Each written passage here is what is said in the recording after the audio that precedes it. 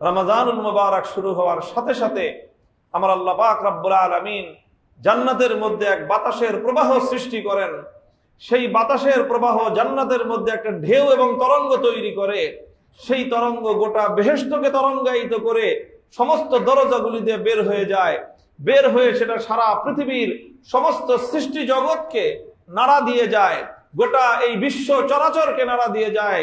আকাশমণ্ডল, নভমণ্ডল সবগুলির মধ্যে এগুলো নাড়া দিতে দিতে দুনিয়ায় সেই বাতাসটা পর্যন্ত চলে আসে। আস্তে আস্তে প্রত্যেকটা মানুষের ঘরে ঘরে সেই বাতাসের ধাক্কা লেগে যায়, প্রতিটা মানুষের হৃদয়ে হৃদয়ে সেই ধাক্কা লেগে যায়। আর সেই ধাক্কার চোটেই দেখা যায় 12 মাসে জুমার দিনেও মসজিদ ভরে না। রমজান মাস আসার সাথে সাথে মসজিদ উপচায়ে পড়ে 5 তলা, জায়গা হয় না। ছাদে প্যান্ডেল টানানো হয়েছে, সেখানেও জায়গা হয় না। রাস্তাঘাট উপচে পড়ে সমগ্র মানুষের মধ্যেই যেন একটা আল্লাহর প্রতি আকর্ষণ, আখিরাতের প্রতি একটা আকর্ষণের এক নব উদ্দীপনা সৃষ্টি হয়ে মনে হয় যেন বাঁধ ভাঙ্গা জোয়ার শুরু হয়ে যায় মসজিদগুলোর দিকে। এটা আসলে এমনিই না। ওই যে আল্লাহ পাক রব্বুল আলামিন জান্নাতের মধ্যে যে বাতাসের প্রবাহ সৃষ্টি করেছেন, সেই বাতাসটাই তরঙ্গায়িত হয়ে প্রতিটা মানুষের হৃদয়ে হৃদয়ে এসে ধাক্কা লাগে। আল্লাহ পাক রব্বুল আলামিনের অশেষ শুকরিয়া, যিনি আমাদেরকে পবিত্র এবং মহিমান্বিত রমাদানুল মুবারক পর্যন্ত পৌঁছে দিয়েছেন। রমজানুল মুবারক হাসিল করা, লাভ করা, এটি অনেক বড় একটি সৌভাগ্যের বিষয়, পরম আকাঙ্ক্ষিত একটি বিষয়। রাসূল আকরাম সাল্লাল্লাহু আলাইহি ওয়াসাল্লাম রমাদানুল মুবারকের জন্য দীর্ঘ সময় ধরে প্রতীক্ষা করতেন, অপেক্ষার প্রহর গুনতে থাকতেন। এই জন্য হাদিসের মধ্যে বর্ণিত হয়েছে যে 2 মাস আগে থেকে নবী আকরাম সাল্লাল্লাহু আলাইহি ওয়াসাল্লাম দোয়া করতেন, আল্লাহুম্মা বারিক লানা ফি রজব ওয়া শাবান ওয়া বাল্লিগনা রমাদান। যে আল্লাহ, আপনি আমাদেরকে রজব মাসে এবং শাবান মাসে বরকত দান করেন, আর রমাদান পর্যন্ত আমাদেরকে পৌঁছায় দেন। এমনিতে স্বাভাবিকভাবে আমাদের কাছে মনে হতে পারে যে এই দোয়া করার মধ্যে কি তাৎপর্য আছে, রমজানের জন্য প্রতীক্ষা করার মধ্যেই বা কি লাভ আছে।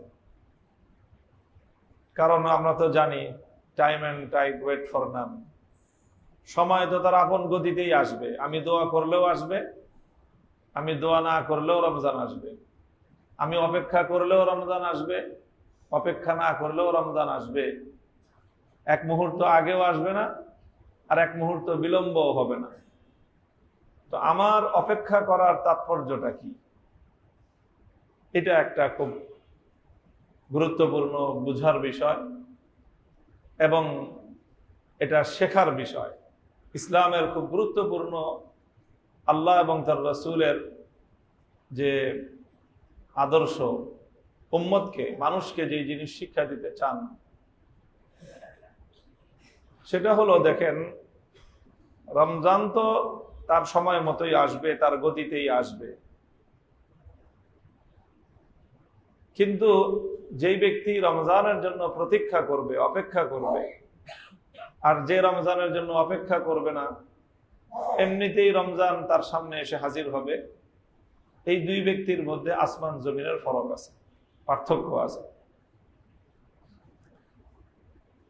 হাদিস দ্বারা তো বোঝা যায়, এটা পরিষ্কার যে রাসূল সাল্লাল্লাহু আলাইহি ওয়াসাল্লাম 2 মাস আগে থেকে রমজানের অপেক্ষা করতেন এবং প্রতীক্ষার প্রহর গুনতেন যে রজব মাসের কয় তারিখ হলো আর কয় তারিখ গেল, রমজানের কতদিন বাকি থাকলো। কাউন্টডাউন বলি যে আমরা, আমাদের যে কাউন্টডাউন শুরু হয়, আমরা তো 12ই ফেব্রুয়ারিকে কেন্দ্র করে একটা কাউন্টডাউন করেছি। আবার যখন 5 বছর শেষ হবে, তখন আবার আর একটা কাউন্টডাউন শুরু হয়। 100 দিন থাকতেই আর আছে 100 দিন, এরপরের দিন হয় আর আছে 99 দিন, আর আছে 98 দিন। যারা যেই জিনিসের অপেক্ষায় থাকে, যেই জিনিসের যার কাছে কদর আছে, যেই জিনিসের যার কাছে মূল্য আছে, সে দেখবেন সেই জিনিসের জন্য কাউন্টডাউন শুরু করে দেয়। ব্যবসায়ীরা শুরু করে দেয় কাউন্টডাউন, খেলোয়াড়রা যারা খেলাধুলার প্রতি, ক্রীড়ার প্রতি যাদের খুব বেশি আগ্রহ, বিশ্বকাপের 100 দিন আগে থেকে কাউন্টডাউন শুরু হয়, সারা দুনিয়া জুড়ে শুরু হয়ে যায় কাউন্টডাউন। এগুলোর অর্থ কি, কেন করা হয় এই কাউন্টডাউন? এবং আন্তর্জাতিকভাবে যে সকল আয়োজনগুলো হয় ওগুলো কিন্তু সারা দুনিয়া ব্যাপী একটা কাউন্টডাউন করা হয়। কেন? মানুষের মধ্যে সেটার প্রতি এক ধরনের উন্মাদনা সৃষ্টি করার জন্য, উৎসাহ সৃষ্টি করার জন্য এই কাউন্টডাউনটা করা হয়। তো যেই জিনিসের প্রতি মানুষকে উদ্বুদ্ধ করার কারো উদ্দেশ্য হয়, টার্গেট হয়, সে অনেক আগে থেকেই সেটার জন্য কাউন্টডাউন, সময়ের গণনা শুরু করে দেয়। তো আল্লাহ রাসূল সাল্লাল্লাহু আলাইহি ওয়াসাল্লাম মানুষের মধ্যে রমজানুল মুবারক সম্পর্কে আগে থেকেই এই কাউন্টডাউনের সময়ের হিসাবটা যেন প্রত্যেকটা মানুষ করতে পারে সেটার একটা চর্চা নিজেও করেছেন এবং পুরা উম্মতকে সেই তালিম দিয়েছেন যে তোমরা কিসের 5 বছরের কাউন্টডাউন করো, কিসের সরকার পরিবর্তনের কাউন্টডাউন করো, কিসের খেলাধুলার কাউন্টডাউন করো। তোমাদের তো বছরে একটা বিষয় আছে কাউন্টডাউন করার, সেটা হলো পবিত্র রমজানুল মুবারক। কোন কোন হাদিস দ্বারা বোঝা যায় যে আল্লাহ পাক রব্বুল আলামিন 11 মাস আগে থেকে রমজানুল মুবারকের একটা প্রস্তুতি শুরু করে দেন আল্লাহ পাকের কুদরতি ব্যবস্থাপনায়। 11 মাস আগে থেকে। 11 মাস আগে থেকে কিরকম? হাদিসের মধ্যে এসেছে কোন কোন বর্ণনায়, যখন একটা রমজান শুরু হয়, পরবর্তী রমজানের জন্য জান্নাত এবং বেহেশতকে আবার নতুন করে একটা ডেকোরেশন শুরু হয়। এবার রমজান শেষ, এই পুরানো ডেকোরেশন শেষ, এবার নতুন রমজানের জন্য আবার 11 মাস আগে থেকে পূর্ণ বেহেশতকে সুসজ্জিত করা শুরু হয়ে যায়।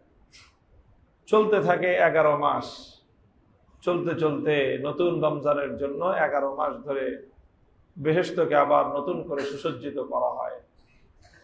এরপরে যখন 11 মাস পরে রমজান আসে, রমজান আসার সাথে সাথে বেহেশতের মধ্যে একটা নতুন এক হিল্লোল প্রবাহিত হয়, বেহেশতের মধ্যে একটা বাতাস প্রবাহিত হয়। সেই বাতাসে গোটা বেহেশতের মধ্যে একটা গুঞ্জরণ শুরু হয়ে যায়। বেহেশতের প্রত্যেকটি পত্র পল্লবের মধ্যে একটা আনন্দের গান শুরু হয়ে যায় এবং গোটা বেহেশতের মধ্যে এই বাতাসটা প্রদক্ষিণ করে। প্রদক্ষিণ করতে করতে গোটা বেহেশত, আল্লাহর জান্নাত, মানে রমজানের আগমনে বেহেশতটা যেন নেচে ওঠে, পুরা বেহেশতটা। এবং সেই বেহেশতের মধ্যে এরকম বাতাসের এক প্রচন্ড, মানে এরকম প্রবাহ শুরু হয় বেহেশতের মধ্যে। এই বাতাস চলতে চলতে এরপরে আল্লাহ পাক রব্বুল আলামিন যেটা করেন, ওয়াফুতিহাত আবওয়াবুল জান্নাতি ফালাম ইফতাহ মিনহা বাব, বেহেশতের সমস্ত দরজাগুলি আল্লাহ খুলে দেন। খুলে দেওয়ার সাথে সাথে বেহেশতের সেই সমস্ত বাতাস বেহেশত থেকে প্রবাহিত হতে শুরু করে, এটা বেহেশতের সকল দরজাগুলি দিয়ে বের হয়ে যায়। বের হতে হতে বেহেশতের সেই বাতাস গোটা এই বিশ্ব চলাচলের মধ্যে, গোটা সৃষ্টি জগতের মধ্যে এক নতুন হিল্লোল সৃষ্টি করে। গোটা সৃষ্টি জগতের মধ্যে এক নতুন একটা উদ্দীপনা, নতুন এক জাগরণ সৃষ্টি করার জন্য সেই বাতাসটা প্রবাহিত হয়। এবং সেই বাতাস বেহেশত থেকে আস্তে আস্তে দুনিয়াতেও প্রতিটা মানুষের হৃদয় বন্দরে, প্রতিটা মানুষের দুয়ারে দুয়ারে, প্রত্যেকটা মানুষের অন্তরে অন্তরে সেই বাতাসের সুপ্রভাব, সেই বাতাসের একটা ধাক্কা প্রত্যেকটা মানুষের গায়ে পর্যন্ত এসে লাগে। আমরা হয়তো বুঝি না অনেক সময়, কিন্তু একটু ক্যালকুলেশন করলে এই বিষয়টা বুঝে আসবে যে বাতাসটা যে আমার গায়েও লাগছে। অনেক সময় তো আমরা ভূমিকম্প ওঠার পাই না, ভূমিকম্প কিন্তু হয়ে গেছে, অনেক সময় আমরা টের পাই না। পরে যখন আরেকজনে বলে এই কাঁপতেছে, কয় ঠিকই তো কাঁপতেছে। অনেক সময় অচেতন ঘুমায় থাকি, এত বড় ভূমিকম্প যে ঢাকার শহরে হয়ে গেছে অনেকেই কিন্তু টের পায় নাই। অনেকে তো ভূমিকম্পে কাঁপতে কাঁপতে একেবারে 6 তলা থেকে নেমে গেছে, আবার অনেকে ঘুমাইছিল, ঘুমিয়ে থাকছে, কিন্তু সে টেরও পায় নাই। তো কারো টের পাওয়া না পাওয়ার দ্বারা ভূমিকম্প কিন্তু ঠেকে থাকে নাই। ভূমিকম্প ঠিকই এসেছে এবং গোটা শহর প্রকম্পিত হয়েছে, গোটা শহর কেঁপে উঠেছে। এখন কেউ যদি টের না পায় সেটা তার কোনো অসচেতনতার কারণে হয়েছে। ঠিক ওরকম রমজান আসার সাথে সাথে আল্লাহ পাক রব্বুল আলামিনের পক্ষ থেকে বেহেশতের এই যে বাতাস প্রবাহিত হয়, সেই বাতাসের প্রবাহ প্রত্যেকটা মানুষের হৃদয়ে এসে আঘাত করে, প্রতিটা মানুষের হৃদয়ে এসে দুয়ারে এসে কড়া নাড়ে এবং প্রত্যেকটা মানুষের মধ্যে নতুন একটা আনন্দের হিল্লোল তৈরি করে। আমরা এটা অনেক সময় অনুভব করতে পারি না। হযরত শাইখুল হাদিস আল্লামা আজিজুল হক রহমতুল্লাহ আলাইহি, আমার আব্বাজান মরহুম রহমতুল্লাহ আলাইহি, তিনি এটার একটা দৃষ্টান্ত দিয়ে এই বিষয়টা বলতেন যে এই যে হাদিসের মধ্যে যেটা পরিষ্কার এসেছে, রমজানুল মুবারকের ফজিলত বর্ণনা করতে গিয়ে আল্লাহর নবী দুটি কথা বলেছেন। ওয়াগুল্লিকাত আবওয়াবুন নারি ফালাম ইফতাহ মিনহা বাব ওয়া ফুতিহাত আবওয়াবুল জান্নাতি ফালাম ইউগলাক মিনহা বাব। রমজান উপলক্ষে আল্লাহ পাক রব্বুল আলামিন দুটি আয়োজন করেন। জাহান্নামের সকল দরজাগুলি বন্ধ করে দেন, রমজানের শেষ পর্যন্ত আর এই দরজাগুলি খোলে না। বেহেশতের সকল দরজাগুলি খুলে দেন, রমজান শেষ হওয়া পর্যন্ত এই দরজাগুলি আর বন্ধ করা হয় না, উন্মুক্ত থাকে। এখন আমাদের মধ্যে প্রশ্ন জাগতে পারে যে কোথায় জান্নাত, কোথায় দোজখ, বেহেশত, আর আমরা কোথায়? ওখানে দরজা খুললেই কি আর দরজা লাগাইলেই কি? আমরা তো আর এখান দিয়ে জান্নাত থেকে ঢুকতে পারতেছি না রমজান উপলক্ষে, যে যাক 1 মাস যে একটু বেহেশতে ঘুরে ঘুরে আসলাম, তা তো আর হচ্ছে না। তা আমার লাভটা কি? বেহেশতের দরজা খুললে দুনিয়াতে আমার লাভ কি, আমার ফায়দা কি? তা আমার যদি ফায়দা না থাকে, তা আল্লাহ পাক রব্বুল আলামিন এই বেহেশতের দরজা খুললেন আর বন্ধ করলেন, এতে আমার কি লাভ? বাংলায় বলে যে বেল পাকলে কাউয়ার কি লাভ। অনেক ফল আছে পাকলে কাকের লাভ আছে। সবেদা ফল পাকলে এটা বাদুরের লাভ। অনেক ফল, যে কলা পাকলে কাকের লাভ, কারণ কাক এগুলো পাকলে পরে ঠোকরায় ঠোকরায় খেতে পারে। কিন্তু বেল পাকলে, বেল যতই পাকুক, বেলের যে উপরের যে চারাটা, এটা তো নরম হয় না। বেল পাকলে চারা নরম হয় না। এই জন্য বেল যতই পাকুক, তার ঘ্রাণ যতই ছুড়ুক, কিন্তু কাকের কোনো লাভ নাই। কারণ ওই বেলের চারা ভেদ করে ভিতর থেকে বেল খাওয়া কাকের পক্ষে সম্ভব না, কারণ কাকের ঠোঁট দিয়ে এই বেলের আবরণটা এটা ভাঙতে পারে না। এই জন্য বাংলা এটা প্রবাদ যে বেল পাকলে কাউয়ার কি লাভ। তাহলে সাহেব বলতেন যে না, বেল যদি পাকার মতো পাকে তা কাউয়ার লাভ আছে। কিভাবে লাভ? দেখেন, বেল যখন বেশি পেকে যায় তখন এটা গাছে থাকে না, তখন এটা বোটাটা নরম হয়ে যায় এবং গাছ থেকে এটা পড়ে যায়। সেটা যে পরে, বেল গাছ তো আর লাউ গাছের মতো না যেটা মাটির সাথে থাকে, তা তো না। বেল গাছ তো অনেক বড় হয়, বেল গাছ অনেক বড় হয়, একেবারে সেই 100 ফিট 200 ফিট উপর থেকে মাটিতে বেল পড়বে। এই জন্য বেল গাছের তলা দিয়ে চলাচল করতে একটু সতর্কতার সাথে চলাচল করতে হয়। আর যদি কারো মাথা নেড়ে হয়, তার তো অনেক বেশি সতর্ক থাকতে হয়, কারণ মাথার মধ্যে যদি বেল একটা পড়ে। তো এত উপর থেকে বেল যখন পরিপক্ক হয়ে পেকে গিয়ে মাটিতে যখন পড়ে যায়, তখন এই বেল তো আর আস্ত থাকে না, এটা তখন ফেটে যায়। এই ফেটে গেলে তো কাউয়ার লাভ আছে। তো এই জন্য এই প্রবাদ যেটা আছে বাংলায়, যে বেল পাকলে কাউয়ার কি লাভ, এটার মধ্যেও এক্সেপশন আছে। সেটা হলো বেল যদি পাকার মতো পাকে তাহলে কাকের লাভ আসলে আছে। ঠিক তদ্রূপ বেহেশত এবং দোজখ দুনিয়া থেকে বহু দূরে বহু দূরে বহু দূরে, অগণন অগণিত দূরত্বে এই বেহেশতের অবস্থান। কিন্তু যত দূরত্বেই থাকুক না কেন, আল্লাহ পাক রব্বুল আলামিন যখন বেহেশতের দুয়ার খুলে দেন, তখন এই পৃথিবীতেও তার উপকারিতা এবং তার যে ফায়দা, এটা প্রতিটা মানুষের দুয়ারে দুয়ারে পৌঁছে যায়। এটার দৃষ্টান্তটা হলো অনেকটা এরকম যে দেখেন, আমরা বাংলাদেশ নদীমাতৃক দেশ, খাল বিলের দেশ। আমরা দেখি যে এক একটা খাল বিলের মধ্যেও প্রতিদিন নির্দিষ্ট একটা সময়ে জোয়ার এবং ভাটা সৃষ্টি হয়। এটা তো আপনাদের সবারই জানা আছে মনে হয়। খাল বিল সব জায়গায় কিন্তু জোয়ার আসে, জোয়ারের সময় পানি একটু বেড়ে যায়, আবার ভাটার সময় পানি একটু কমে যায়। তো খাল বিলে পানি কমে পানি বাড়ে, তো এই পানি যে বাড়লো কোত্থেকে আসলো এই পানি? আবার পানি যে কমে গেল কোথায় চলে গেল এই পানি? আসলে তো বিল থেকে যায় খালে, খাল থেকে যায় নদীতে। এত নদী, এত খাল, এত বিল, এত পানি, এগুলো 1 ঘন্টার মধ্যে 1 হাত বেড়ে গেল, আবার 1 ঘন্টার ব্যবধানে 1 হাত পানি কমে গেল। এই পানির পরিমাণটা অনুমান করা যায় যে কত পানি। এই পানি কি কেউ তার বালতিতে ঢুকে উঠে রাখছে আর বালতি থেকে ঢেলে দিয়েছে? ব্যাপারটা এমন। কোন মানুষের পক্ষে সম্ভব এই পরিমাণ পানি উঠায় রাখা, আবার এই পরিমাণ পানি ঢেলে দেওয়া? না, সম্ভব না। তো এই পানি যায় কোথায়? আসলে জোয়ার ভাটার রহস্যটা কি? জোয়ার ভাটার রহস্যটা হলো এটা আমার আল্লাহ পাক রব্বুল আলামিনের একটা সৃষ্টির নিজাম। আল্লাহ পাক রব্বুল ইজ্জতের সৃষ্টির একটা ব্যবস্থা। প্রতিদিন নির্দিষ্ট একটা সময়ে সমুদ্রের মধ্যে একটা বাতাস সৃষ্টি হয়, মধ্য সমুদ্রে একটা বাতাসের প্রবাহ তৈরি হয়।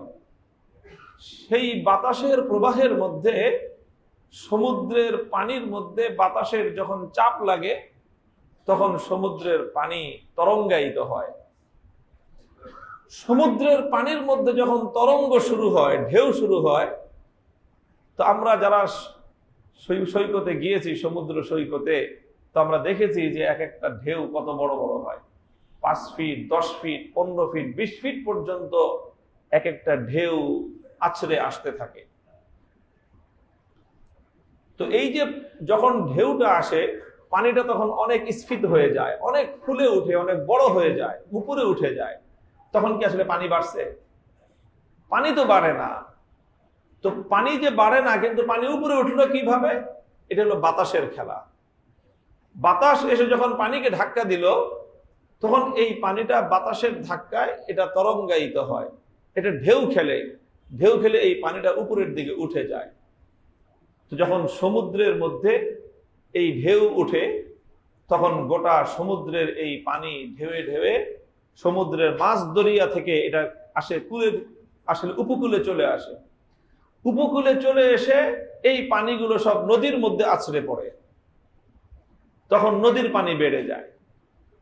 নদীর পানি যখন বেড়ে যায়, তখন নদীর ধাক্কায় এসে আস্তে আস্তে একেবারে সেই উপকূলের নদী থেকে পর্যায়ক্রমে সেই নদীর পানি ধাক্কায় ধাক্কায় প্রত্যেকটা নদীতে এই পানিটা বেড়ে যায়। এরপরে ওরকম যে সমস্ত নদীর সাথে সরাসরি সমুদ্রের সংযোগ আছে, মেঘনার সাথে সমুদ্রের সম্পর্ক, সেখান থেকে আসে পদ্মায়, পদ্মা থেকে চলে যায় যমুনায়। এইভাবে আস্তে আস্তে এক একটা নদী, সব নদী ইন্টারকানেক্টেড, একটা থেকে আরেকটায় এই পানির ধাক্কা লেগে পানিগুলো বেড়ে যায়। এরপরে সেখান থেকে খালের মধ্যে পানি বেড়ে যায়, এরপরে সেই খালের ধাক্কা গিয়ে বিলে চলে যায়। এমনকি প্রত্যেকটা গ্রাম গঞ্জের পাড়ায় মহল্লায় প্রত্যেকটা মানুষের দুয়ারে দুয়ারে যেই পানি, সেই পানিটা জোয়ারের সময় বেড়ে যায়। আবার একটা নির্দিষ্ট সময়ের পর সমুদ্রের সেই বাতাসটা থেমে যায়। সমুদ্রের সেই বাতাস থেমে যাওয়ার সাথে সাথে ধীরে ধীরে সমুদ্রের পানি শান্ত হয়ে যায়। সমুদ্রের পানি যখন শান্ত হয়ে যায় তখন আস্তেই এই পানিটা আবার একটু নিচের লেভেলে চলে আসে। যখন সমুদ্রের পানি নিচে চলে আসলো তখন নদীর মধ্যে যে পানি বেড়েছিল ধাক্কায়, ওই যে ঢেউয়ের ধাক্কায় সেই পানিটাও আবার আপন জায়গায় চলে আসে। আবার খালের পানিও আপন জায়গায় চলে আসে, বিলের পানিও আপন জায়গায় চলে আসে। আসলে পানি বাড়েও না, পানি কমেও না। এটা হলো সমুদ্রের একটা বাতাসের খেলা, আর কিছুই না। মহতারাম হাজিরিন, ঠিক যেভাবে মাঝ দরিয়ায় উত্থিত একটা বাতাসের প্রবাহ প্রতিটা মানুষের দুয়ারে দুয়ারে পানির জোয়ার পৌঁছে দেয়, ঠিক তদ্রূপ রমজানুল মুবারক শুরু হওয়ার সাথে সাথে আমার আল্লাহ পাক রব্বুল আলামিন জান্নাতের মধ্যে এক বাতাসের প্রবাহ সৃষ্টি করেন। সেই বাতাসের প্রবাহ জান্নাতের মধ্যে একটা ঢেউ এবং তরঙ্গ তৈরি করে। সেই তরঙ্গ গোটা বেহেশতকে তরঙ্গায়িত করে সমস্ত দরজাগুলি দিয়ে বের হয়ে যায়। বের হয়ে সেটা সারা পৃথিবীর সমস্ত সৃষ্টি জগৎকে নাড়া দিয়ে যায়, গোটা এই বিশ্ব চরাচরকে নাড়া দিয়ে যায়। আকাশমণ্ডল, নভমণ্ডল সবগুলির মধ্যে এগুলো নাড়া দিতে দিতে দুনিয়ায় সেই বাতাসটা পর্যন্ত চলে আসে। আস্তে আস্তে প্রত্যেকটা মানুষের ঘরে ঘরে সেই বাতাসের ধাক্কা লেগে যায়, প্রতিটা মানুষের হৃদয়ে হৃদয়ে সেই ধাক্কা লেগে যায়। আর সেই ধাক্কার চোটেই দেখা যায় 12 মাসে জুমার দিনেও মসজিদ ভরে না। রমজান মাস আসার সাথে সাথে মসজিদ উপচায়ে পড়ে 5 তলা, জায়গা হয় না। ছাদে প্যান্ডেল টানানো হয়েছে, সেখানেও জায়গা হয় না। রাস্তাঘাট উপচে পড়ে সমগ্র মানুষের মধ্যেই যেন একটা আল্লাহর প্রতি আকর্ষণ, আখিরাতের প্রতি একটা আকর্ষণের এক নব উদ্দীপনা সৃষ্টি হয়ে মনে হয় যেন বাঁধ ভাঙ্গা জোয়ার শুরু হয়ে যায় মসজিদগুলোর দিকে। এটা আসলে এমনিই না। ওই যে আল্লাহ পাক রব্বুল আলামিন জান্নাতের মধ্যে যে বাতাসের প্রবাহ সৃষ্টি করেছেন, সেই বাতাসটাই তরঙ্গায়িত হয়ে প্রতিটা মানুষের হৃদয়ে হৃদয়ে এসে ধাক্কা লাগে। এই জন্য মানুষ হৃদয় থেকে একটা অনুভব করে যে আমার এখন নামাজ পড়া দরকার, আমার মসজিদমুখী হওয়া দরকার, আমার আল্লাহমুখী হওয়া দরকার, আমারও একটু নেকি কামাই করা দরকার। মানুষের অন্তরের মধ্যে এইরকম একটা অনুভূতি সৃষ্টি হয় আপনা আপনি। এই অনুভূতিটা আসলে আপনা আপনি সৃষ্টি হয় না, এই অনুভূতিটা প্রত্যেকটা অন্তরের মধ্যে, প্রতিটা মানুষের হৃদয়ের মধ্যে সৃষ্টি করেন সেই মহান আল্লাহ পাক রব্বুল আলামিন, যিনি মানুষের অন্তরের পরিবর্তনকারী। আল্লাহুম্মা ইয়া মুকাল্লিবাল কুলুব সাব্বিত কুলুবানা আলা দীনিক, আল্লাহুম্মা ইয়া মুসাররিফাল কুলুব সাররিফ কুলুবানা ইলা তাআতিক। আল্লাহ আমাদের হৃদয়গুলিকে আরো বেশি আন্দোলিত করে দেন রমজানুল মুবারক উপলক্ষে। মুহতারাম হাজিরিন, আমি যে কথাটা শুরু করেছিলাম, তো আল্লাহ পাক রব্বুল আলামিন তো জান্নাতের মধ্যে রমাদানের প্রস্তুতি শুরু করলেন 11 মাস আগে। আর রাসূল সাল্লাল্লাহু আলাইহি ওয়াসাল্লাম প্রত্যক্ষভাবে 2 মাস আগে থেকে নিজে জেগে উঠতেন, নিজে অপেক্ষার প্রহর গুনতেন। এই জন্য রজব এবং শাবান মাসের তারিখ গণনা করা, চন্দ্র তারিখ গণনা করা, এটা সুন্নত। বিশেষভাবে রজব এবং শাবান মাসের তারিখ গণনা করা, যে কয় তারিখ, আজকে কয় তারিখ। কেন? এটার দ্বারা রমজানের প্রতি একটা প্রতীক্ষা বোঝা যায়। রমজানের প্রতীক্ষা করলে লাভটা কি? রমজানের অপেক্ষা করলে লাভ হলো এই, হাদিসের মধ্যে এসেছে যে আল্লাহর বান্দা যখন কোনো নেক আমলের জন্য অপেক্ষা করতে থাকে, যেরকম যেই ব্যক্তি নামাজের আগে এসে নামাজের জন্য অপেক্ষা করতে থাকে, ইন্নাল আবদা ফি সালাত মা দামা ইয়ান্তাজিরুস সালাত, একজন মানুষ যতক্ষণ পর্যন্ত নামাজের অপেক্ষায় সে বসে থাকে অথবা অপেক্ষার প্রহর গুনতে থাকে, সে তো নামাজ পড়তেছে না, সে তো বসে আছে আর অপেক্ষা করতেছে যে জামাত শুরু হলে জামাতে দাঁড়াবে। তার নামাজ শুরু হয় নাই, কিন্তু আল্লাহর পক্ষ থেকে নেকি লিপিবদ্ধকারী ফেরেশতার প্রতি হুকুম জারি হয়ে গেছে, আমার বান্দা যখন থেকে অপেক্ষার প্রহর গুনতেছে তখন থেকে তার নামাজের নেকি লেখা শুরু করে দাও। ভাই, নামাজ তো আমি 4 রাকাতই পড়বো, আমার তো জুমার নামাজ 2 রাকাতের বেশি পড়ার সুযোগ আছে। আমার তো জুমার নামাজ 2 রাকাতের বেশি পড়ার সুযোগ নাই, 2 রাকাত পড়তে হয়তো সর্বোচ্চ 10 মিনিট লাগবে। আমার পক্ষে তো নামাজ পড়ে 10 মিনিটের বেশি নেকি কামাই করার সুযোগ নাই। কিন্তু আমি যদি 1 ঘন্টা আগে থেকে অপেক্ষার প্রহর গুনতে থাকি, তা আমার নেকি তো 1 ঘন্টা 10 মিনিট কামাই করার সুযোগ আছে আমার জন্য। নামাজ বেশি পড়ার সুযোগ নাই, কিন্তু নামাজের নেকি বেশি কামাই করার সুযোগ আছে। একটু বুদ্ধিমত্তার সাথে, একটু সতর্ক থাকলে, একটু সচেতনতার মাধ্যমে আমরা এরকম প্রচুর পরিমাণ নেকি উপার্জন করতে পারি। নামাজের অপেক্ষা, সময় হয় নাই, আজান হয় নাই, বাইরে বসে বসে গল্প করতেছি, আড্ডা দিতেছি, সময় নষ্ট করতেছি, এছাড়া আজান হলে যাব। আমি যদি চিন্তা করি যে না, আমার তো কোনো কাজ নাই এখন, তো এই সুযোগে একটু নেকি কামাই করে নেই, এই সুযোগে একটু পয়সা, একটু আমি আখিরাতের আমি লাভ উপার্জন করে নেই। মসজিদে এসে 10 মিনিট, 15 মিনিট, 20 মিনিট, আধা ঘন্টাও যদি আমি অপেক্ষা করি, আমি যদি সারাদিনও অপেক্ষা করি, আমার আল্লাহ পাক রব্বুল আলামিন আমার সারা দিন রাত পূর্ণ সময়টাকেই নামাজরত অবস্থায় লিখতে আমার আল্লাহ পাক রব্বুল আলামিন এতটুকু কার্পণ্য করবেন না। তো যেই বান্দা 2 মাস আগে থেকে রমজানের জন্য অপেক্ষার প্রহর গুনতে থাকলো, রমজান তো আসলো রমজানের 1 তারিখে, কিন্তু তার রমজানের নেকি কিন্তু শুরু হয়ে গেছে রজব মাসের 1 তারিখে। এই সবগুলি কথা আমি একটা বিষয় বোঝানোর জন্য আপনাদের সামনে উপস্থাপন করলাম আল্লাহর কোরআন এবং নবীর হাদিস থেকে। সেটা হলো যে রমাদান বহু কাঙ্ক্ষিত, বহু প্রতীক্ষিত এক দৌলত, এক সম্পদ, যেটা আল্লাহ পাক রব্বুল ইজ্জত আমাদেরকে দান করেছেন। এই জন্য আমাদের সকলের উচিত যে এই রমাদানকে পেয়ে আনন্দিত হওয়া, নিজেকে সৌভাগ্যবান মনে করা এবং আল্লাহ পাক রব্বুল আলামিনের কাছে শুকরিয়া আদায় করা যে আল্লাহ, আমার হায়াতটা তো রমজানের আগেও শেষ হয়ে যেতে পারত। কত মানুষ রমজানের আগেই বিদায় নিয়েছেন, রমজানের ঠিক 8 দিনও বিদায় নিয়েছেন। আল্লাহ, আপনি মেহেরবানি করে আমাদের হায়াতটাকে রমজান পর্যন্ত আপনি প্রলম্বিত করে দিয়েছেন। মালিক, আপনার মেহেরবানি, আপনার দয়া আমাদেরকে এর শুকরগুজারি আদায় করা তৌফিক দান করেন।